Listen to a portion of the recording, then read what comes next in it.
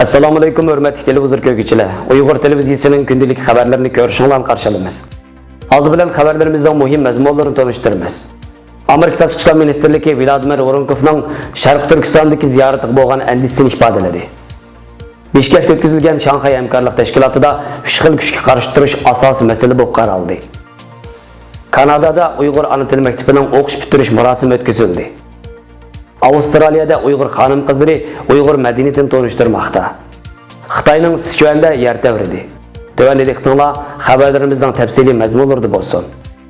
Birləşmiş Dövlətlər Təşkilatı Kişilik Hüquq Ali Komissarı Michel Bachelet'nin Uyğur diyarını çəklimsiz ziyaret qilish tələbi 2018 yılı dekabrdan buyan izchil rədd qılınıb kelayotgan bir paytda Birləşmiş Dövlətlər Təşkilatı'nın terrorluq qarşı turuş işxanasının başlığı Vladimir Voronkov 13 iyundan 15 iyungacha Xitoy poytaxti Beyjingda və Şərqi Türkistonda ziyaretdə bolğan.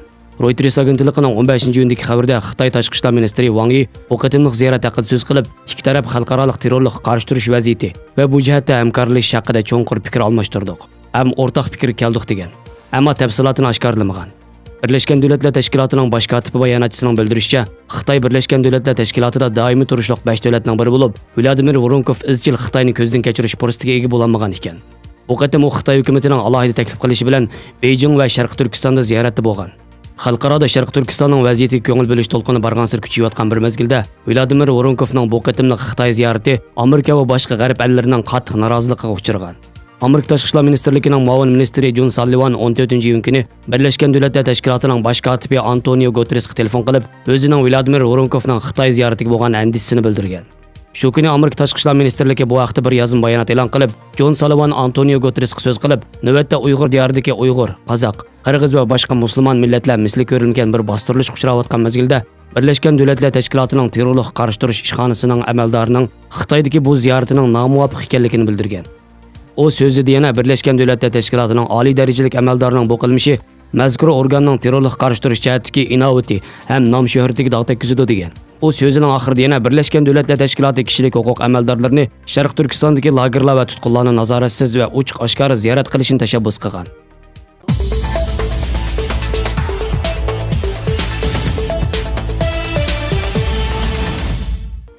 iyunda Qirg'iziston poytaxti Bishkek shahrida Shanxay hamkorlik tashkilotiga a'zo davlatlar rahbarlarining navbatdagi uchrashuvi bo'lib o'tdi. Rossiyaning Regional axborot agentligining xabariga qaraganda, uningga Rossiya, Qozog'iston, Qirg'iziston, Belorussiya, Tojikiston, O'zbekiston, Afg'oniston, Mongoliya, Xitoy, Hindiston, Pokiston qatorliq 12 mamlakat prezidentlari va boshqa ministerlar qatnashgan. Buningdan tashqari yana uchrashishga Birlashgan Davlatlar Tashkiloti va boshqa xalqaro tashkilotlar vakillari ishtirok qilgan. Uchrashuv davomida uning qatnashchilari o'tgan yili Xitoyning Qingdao shahrida o'tgan tashkilot yig'inida qabul qilingan qarorlarni hamda tashkilotni buningdan keyin rivojlantirish, shundaqla terrorchilik va diniy asabiylikka qarshi turish masalalarini muhokama qilgan. Shanxay hamkorlik tashkilotining Bishkekdagi uchrashuvida ommaviy axborot vositalari, tantarbiya, sog'liqni saqlash sohalarida hamkorlashish, yo'l xaritasini rivojlantirish qatorliq 20 dan ortiq hujjat imzolangan. Qirg'izistonning El-Gazet agentligida e'lon qilingan Bishkekda Shanxay hamkorlik tashkilotiga a'zo davlatlar rahbarlarining uchrashuvi tamomlandi nomli maqolada ko'rsatilishicha, uchrashuv davomida bo'lib rayon miqyosidagi bexatarlik, Afg'onistondagi vaziyat, shundaqla aloqa vositalarini raqamlashtirish, tashkilot qonunlarini zamoniylashtirish masalalari keng doirada muhokama qilingan.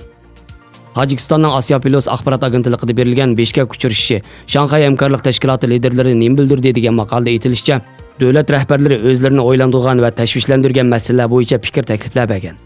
Shu jumladan Tojikiston prezidenti Emomali Rahmon nomrodlikqa qarshi birlashib kurash qilishni taklif qilsa, Rossiya prezidenti Vladimir Putin terrorchilik va diniy asabiylikka qarshi turishning muhimligini, Belorussiya prezidenti Aleksandr Lukashenko keng doirali qurolliq to'qinishlarning oldini olish tashabbusini ko'targan. Xitoy rahbari Shi Jinping 3 xil kuchga qarshi hamkorlashning zarurligini ko'rsatib, asabiylik ideyasining tarqalishiga yo'l qo'ymaslik fikrini o'ttirib qo'ygan.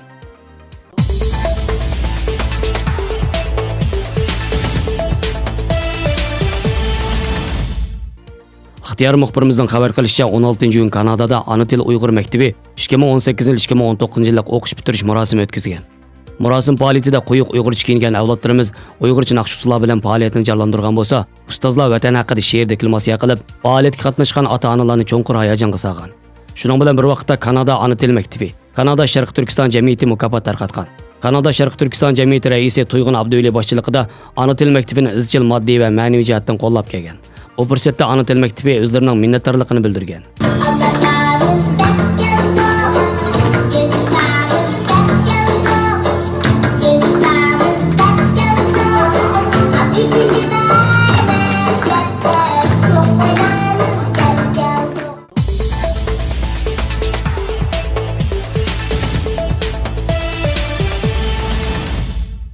Avstraliyaning Adelaide shahridagi Hit festivalida Uyg'ur xonim-qizlari Uyg'ur madaniyatini tanishtirdi.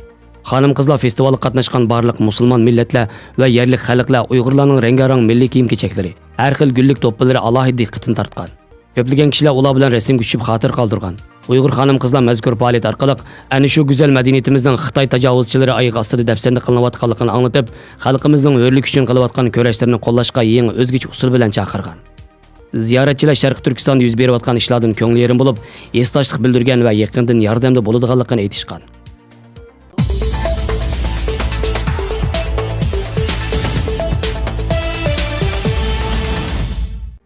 Xitoyning Sichuan өлкәсенең Yiping shahrida 17-iyul kechda 6 bola yetaverib, 12 kishi o'lgan, 134 kishi og'ir yaralangan. Xitoy munosabatli o'rinlarning bildirishicha, yer tavrash markazi atrofidagi 10 dan ortiq yezi mahallaga kuchli ta'sir ko'rsatgan bo'lib, nurg'un uylar o'rilib, yerlik aholiga og'ir ziyon yetkazgan. Hukumatdan ofatga uchragan rayonga muhim bo'lgan turmush buyumlari 5000 dan ortiq chedir yordam qilgan. Qutqizish xizmatlari davomli jiddiy elib berilmoqda ekan. Xəbərlərimizi köygünüңlər rəhmət. Görüşkiçə aman bulunlar. Xeyri xoş. Allah qamanət.